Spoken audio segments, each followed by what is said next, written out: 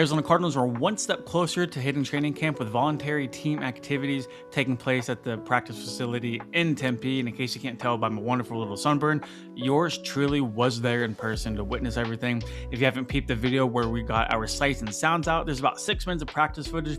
Nothing crazy in there, but it is our first taste of actual football ahead of the 2026 season, where the Cardinals, after voluntary, workout and like conditioning programs with rookie minicamp happening previously, this is the first time that veterans and rookies were able to come together on a football field and do some 11-on-11 stuff. And we were only out there for about 30 minutes, which is mostly just like stretching and like individual drills, but we did see a little something. We did hear a little something.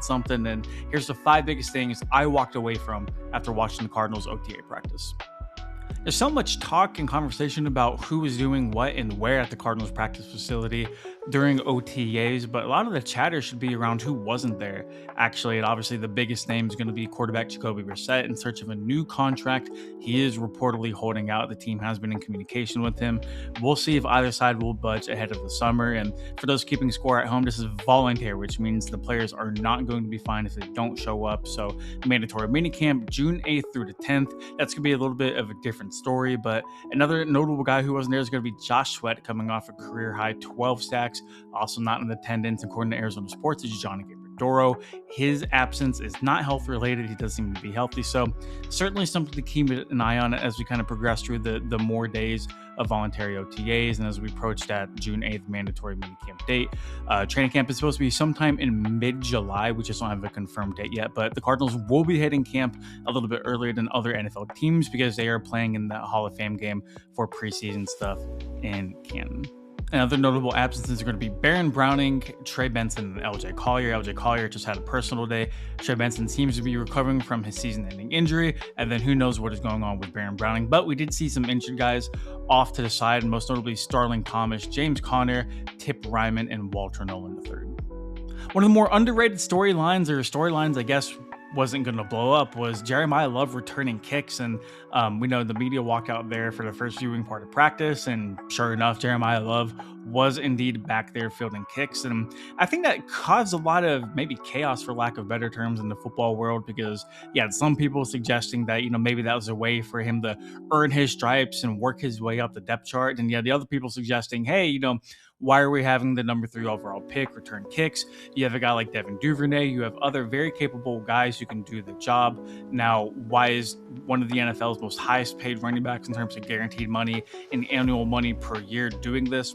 We don't really know. I don't think there's a good or a bad answer to that. And like LaFleur was asked about it on Burns and Gambo, and he said, hey, look, we're just experimenting. We know Jeremiah Love is a running back, but at the end of the day, we're going to do what's best for the Arizona Cardinals. And I do think it's notable that cornerback Max Melton was also back there returning kicks as well. Obviously, a pretty solid rookie season, at least second half of his first year, and then a very dismal sophomore campaign. Can he bounce back? Is his job anywhere close to being in danger? Can he prove himself to be a valuable special teamer if he can't cut it in the cornerback room?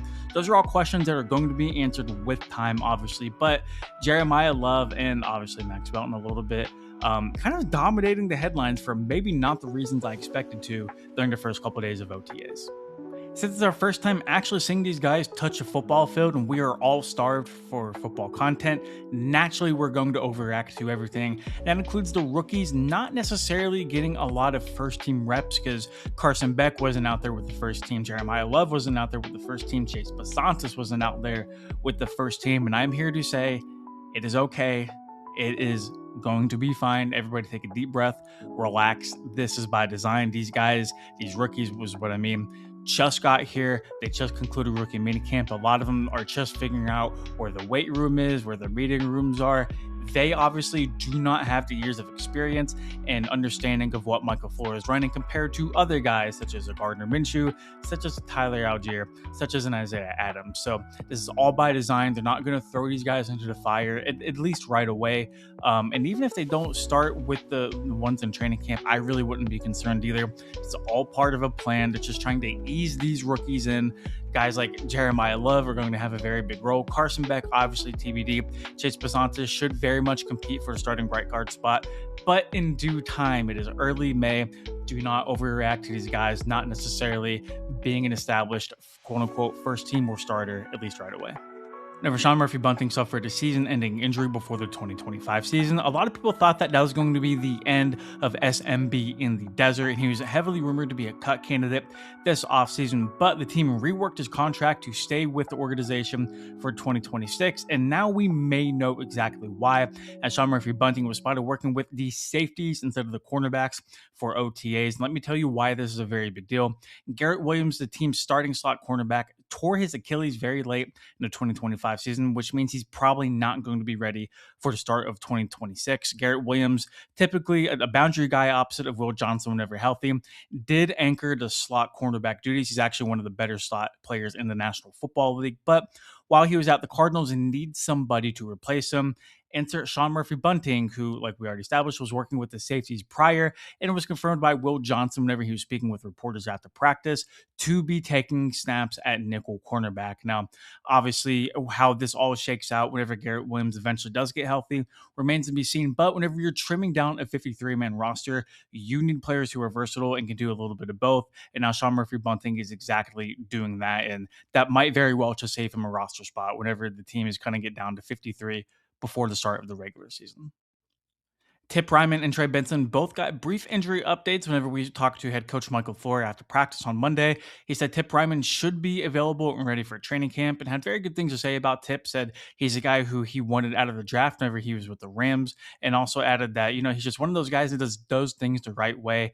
Tip had very, very high marks from the new Cardinals coach, and obviously is going to be a very, very big piece of their running attack moving forward, as he was very much last year before he got hurt and had the season-ending injury. And he didn't talk a whole lot about Trey Benson. That was actually the last question of the press conference. They're trying to rush Michael Flory out of there because I guess he had meetings to go to. But he did say more of the same whenever it came to Trey Benson, alluding to Tip Ryman. Is he going to be ready for training camp? That does kind of seem to be the case after Trey Benson went out with his own season-ending injury last year as well. Obviously, Benson kind of getting the short end of the stick in terms of running back acquisitions this year, with James Conner having his deal restructured, Tyler Algier signing in free agency, and then Jeremiah Love obviously arriving with the number 3 overall pick. But as of right now, it does look like Tip Ryman and Trey Benson are going to be locked and loaded for Cardinals camp whenever that does come and break. You can check more of our work at si.com/NFL/Cardinals. Thanks everybody for the support. Greatly appreciate it. And we'll be back soon with more content.